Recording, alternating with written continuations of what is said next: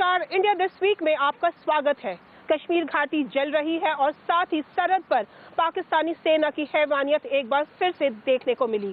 शहीद जवानों के शव के साथ बर्बर सलूक किया गया। पाकिस्तानी सेना ने ऐसा क्यों किया, इस पे इंडिया दिस वीक में हमारी खास चर्चा रहेगी।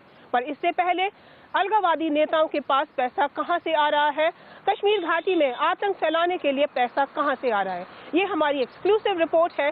किस अलगाववादी नेताओं के पास कितना पैसा आया।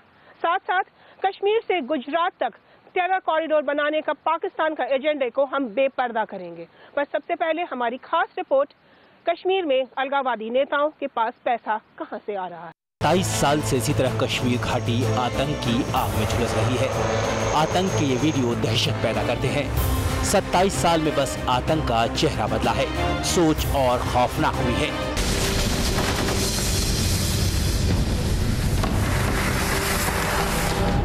सुरक्षा बलों पर पत्थर फेंकते युवाओं की ये तस्वीरें धरती के जन्नत में जहन्नुम का एहसास करवाते हैं।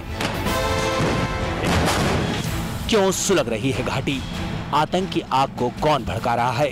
इस सवाल का जवाब जानने के लिए हमें उन किरदारों को समझना होगा जो पिछले 27 साल से कश्मीरी आतंकवाद के अहम किरदार रहे हैं। शब्बीर शाह, आसिया अंद्राबी, इन्हीं अलगाववादी नेताओं के जरिए घाटी में आतंक की आग को भड़काया जा रहा है और इन्हें फंड मिल रहा है विदेशों से। सूत्रों से मिली एक्सक्लूसिव जानकारी के मुताबिक पाकिस्तान, यूएई और सऊदी अरब से लगातार कश्मीर घाटी में पैसा आ रहा है। खबरों के मुताबिक दुख्तरन मिल्लत के प्रमुख आसिया अंद्राबी को 10 करोड़ रुपए मिले हैं। अलगाववादी नेता शब्बीर शाह को भी 10 करोड़ रुपए दिए गए हैं। अप्रैल में हवाला के जरिए इन नेताओं को फंड मुहैया करवाए गए। पैसों के लेन देन की वजह से ही आसिया अंद्राबी को दोबारा नजरबंद किया गया। बुरहान वानी की मौत के बाद कश्मीर घाटी में अलगाववादी नेताओं पर पैसों की बारिश शुरू हो गई है। एनआईए सूत्रों ने इंडिया दिस वीक को बताया है कि न सिर्फ आसिया अंद्राबी और शब्बीर शाह पर मिर्वेज उमर फारूक और गिलानी के पास भी काफी हद तक पैसा आया है। पूरे मुद्दे पर न्यूज नेशन ने ऑल पार्टी हुर्रियत कॉन्फ्रेंस के नेताओं से बातचीत की कोशिश की, लेकिन प्रतिक्रिया देने के लिए कोई नेता तैयार नहीं हुआ। हमने हुर्रियत कॉन्फ्रेंस के लीडर्स से इस स्टोरी के बारे में बात करनी चाहिए, जिन्होंने इस स्टोरी पर कुछ भी कमेंट करने से मना कर दिया है। हम इस वक्त हुर्रियत कॉन्फ्रेंस के ऑफिस के बाहर हैं और एनआईए की रिपोर्ट की माने तो 10 अकाउंट सेपरेटिस्ट लीडर्स के, जो टॉप सेपरेटिस्ट लीडर्स हैं, उनके इस टाइम पर अंडर राडार हैं। कहा जा रहा है कि 24 करोड़ रुपए उन अकाउंट्स में डाला गया है और शायद वो पैसे कश्मीर में अनरेस्ट करने के लिए यूज़ किए जा रहे हैं। इस पूरी रिपोर्ट की इन्वेस्टिगेशन जो है शुरू कर दी गई है और पहले भी इन्फोर्समेंट डायरेक्टरेट की कई ऐसे केसेस पहले भी सामने आए हैं जहां टॉप सेपरेटिस्ट लीडर्स के अकाउंट्स अंडर राडार रखे गए थे और उनकी इन्वेस्टिगेशन अभी भी जारी है। जमात-उद-दावा, जैश और लश्कर की तरफ से चलाए जा रहे चैरिटी संस्थानों पर सुरक्षा बलों की पैनी नजर है। चिंता की बात यह है कि जब से सऊदी अरब और पाकिस्तान के रिश्ते अच्छे हुए हैं, कश्मीर में आतंकियों को मिलने वाले फंड में इजाफा हुआ है। मुजफ्फराबाद और उरी के रास्ते होने वाले व्यापार के जरिए भी आतंकियों को फंड मुहैया करवाने की कोशिश होती रही है। इतने पहले कभी नहीं रहे और इसके लिए किसी दूसरे पे उंगली उठाने की बजाय हमें अपनी सरकार से पूछना चाहिए। हमारी सरकार जिम्मेदार है, वहां पे किस तरह समस्या का समाधान हो, इसका फैसला सरकार को करना है। विदेशी फंड के जरिए कश्मीर में आतंक की आग को भड़काने की कोशिश हो रही है। सुरक्षा एजेंसियों के सामने आतंकियों की फंडिंग रोकने की बड़ी चुनौती है। आतंकी संगठन पर कड़ी नजर रखी जा रही है। दिल्ली से मीतू जैन के साथ टीम न्यूज नेशन। कश्मीर के बिगड़ते हालातों पर चुप है प्रधानमंत्री और टूट की कागार पर है पीडीपी बीजेपी का सियासी समझौता। उधर पीडीपी के अंदर भी महबूबा मुफ्ती की स्थिति काफी कमजोर होती दिखाई दे रही है। ऐसे हालातों में महबूबा मुफ्ती प्रधानमंत्री से मिली और अनंतनाग का चुनाव टलवा दिया। उधर बदले में कश्मीर घाटी जाकर सोशल मीडिया साइट्स जैसे फेसबुक और व्हाट्सएप पर ताला लगाने की कोशिश करी।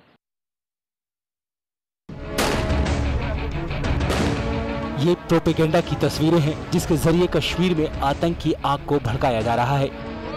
सऊदी के मौलाना और पाकिस्तानी टीवी चैनल्स की सीधी पहुंच है कश्मीरियों के ड्राइंग रूम में। कश्मीर में केबल नेटवर्क के जरिए सऊदी और पाकिस्तानी चैनल्स दिखाए जा रहे हैं। इन चैनल्स के जरिए अलगाववाद की आग को बढ़ावा दिया जा रहा है। बताया जा रहा है कि चैनल्स की वजह से कश्मीर का माहौल बिगड़ रहा है। मैं ये पूछता हूँ, ये चैनल कैसे आ रहे हैं हिंदुस्तान में? कोई भी अनऑथराइज अगर चैनल है तो उसकी जिम्मेदारी होती है वहाँ के लोकल जो प्रशासन है उसको मॉनिटर करने के लिए, और मॉनिटर करके उसके ऊपर कार्रवाई करने का भी उनको पूरा का पूरा अधिकार है। वहाँ के जो अगर कश्मीर में इस तरह की कोई रिपोर्ट है तो वहाँ के जो डिस्ट्रिक्ट कलेक्टर हैं, वहाँ पे जो ऑथराइज्ड जो गवर्नमेंट ऑफिशियल्स हैं, वो पूरा का पूरा उनका इक्विपमेंट कन्फिस्केट कर सकते हैं और उसके ऊपर एक्शन ले सकते हैं। केबल नेटवर्क के अलावा सोशल साइट्स हैं जिसके जरिए युवाओं को पत्थरबाजी के लिए भड़काया जाता है। सोशल साइट्स पर लगाम लगाने के लिए सरकार की तरफ से कुछ कदम उठाए गए हैं। कश्मीर में 22 सोशल साइट्स पर प्रतिबंध लगाए गए हैं। प्रदर्शनकारियों ने प्रोपेगेंडा के लिए 4 नए ऐप तैयार किए हैं। ऐप के नाम पाइप, कश्मीर कनेक्ट और कश्मीर चैट है। कश्मीर में 3G और 4G सर्विस को ब्लॉक किया गया है। पिछले महीने ही साइबर आतंकवाद के खिलाफ बड़ा कदम उठाया गया है। 10,000 फेसबुक और 500 व्हाट्सएप ग्रुप को ब्लॉक किया गया है या फिर नजर रखी जा रही है। जब भी सुरक्षा बल बड़ी कार्रवाई के लिए मोर्चाबंदी करती है, सोशल साइट्स के जरिए लोगों को गोलबंद किया जाता है, पत्थरबाजी करवाई जाती है। एक आंकड़े के मुताबिक पूरे देश में जहां इंटरनेट यूसेज का आंकड़ा 23% है, तो कश्मीर में इंटरनेट यूसेज का आंकड़ा 28% है। कश्मीर में 2014 में 30% लोग सोशल मीडिया का इस्तेमाल करते थे, जबकि 2015 में यह बढ़कर 70% हो चुका है। तो अभी भी अगर आपने इंटरनेट सर्विसेज डाउन की हुई हैं, कुछ साइट्स जो है जैसे फेसबुक है या व्हाट्सएप है, इसके ऊपर पाबंदियां लगाई गई हैं, तो मेरे ख्याल में तब भी असर कुछ हद तक रखता है। अगर 10-20% भी ये असर रखता है तो ये काम आएगा सिक्योरिटी सर्विसेज के लिए, इंटेलिजेंस सर्विसेज के लिए। कश्मीर में आतंक की आग को भड़काने के लिए दुष्प्रचार किया जा रहा है। संचार क्रांति के दौर में कैसे प्रोपेगेंडा से निपटे, ये सरकार के सामने बड़ी चुनौती है। श्रीनगर से इदरीस लोन के साथ मीतू जैन, न्यूज़ नेशन, दिल्ली। कैसे सेपरेटिस्ट लीडर्स के लिए पैसा बाहर से आ रहा है, हवाला के थ्रू आ रहा है। आसिया अंद्राबी, शबीर शाह जैसे नेताओं के लिए काफ़ी सारा पैसा आ रहा है। साथ ही साथ हम देख रहे हैं कि कश्मीर में अब आर्मी ने कॉम्बिंग ऑपरेशन स्टार्ट कर दिए हैं। सरकार के पास क्या विकल्प है, इसके लिए हमारे साथ बात करने के लिए है गृह राज्य मंत्री हंसराज अहीर। अहीर साहब, मेरा आपसे पहला सवाल ये है कि आर्मी ने जो कॉम्बिंग ऑपरेशन स्टार्ट करे हैं, ये 20 साल पहले भी यही स्थिति थी। सरकार के पास अब इस वक्त विकल्प क्या है कश्मीर को डील करने के लिए? कश्मीर में जो भी अलगाववादी या पाकिस्तान के द्वारा जो प्रेरित होकर जो आतंकवादी वहाँ हंगामा मचाए बैठे हैं, तो ये बरसों से पूरा देश उससे मुकाबला कर रहा है। चाहे आज की सरकार हमारी रहे, आदरणीय प्रधानमंत्री मोदी जी की, या पहले की सरकार है, और उसको ताकत के साथ मुकाबला हम कर रहे हैं इस बार। और जो भी उनके सारे प्रयास हैं, उस सारे प्रयासों को मुकाबला किया जा रहा है। अब ये बात सही है कि वहाँ पर इसे कुछ लड़कों को हाथ में लेकर, युवाओं को, बच्चों को हाथ में लेकर इसको एक जन आंदोलन का रूप दिया जा रहा है जरूर, लेकिन वो सही नहीं है। हमारी सरकार की धारणा है कि कुछ गिने चुने ही लोगों को इसमें सड़कों पर बुलाया जाता है।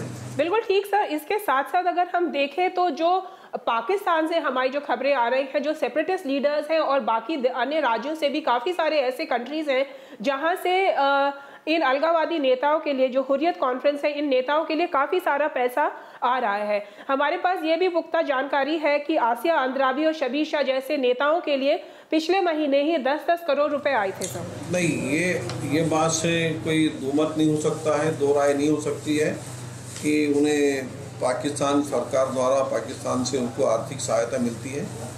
सरकार कोशिश पूरी करती है कि जहाँ की जहाँ रोकी जाए और उन्हें मदद ना मिले, लेकिन उसके बावजूद भी हमारे देश में अशांति फैलाने के लिए पाकिस्तान का जो तरीका चलते आ रहा है, ये अपने अपने तरीके से हमारे पड़ोसी राष्ट्र होने के बावजूद भी उन्होंने देश को अशांत फैलाने का प्रयास हमेशा जारी रखा है। उसमें उन्हें आर्थिक सहायता मिलती है, ये कई बार सिद्ध हुआ है।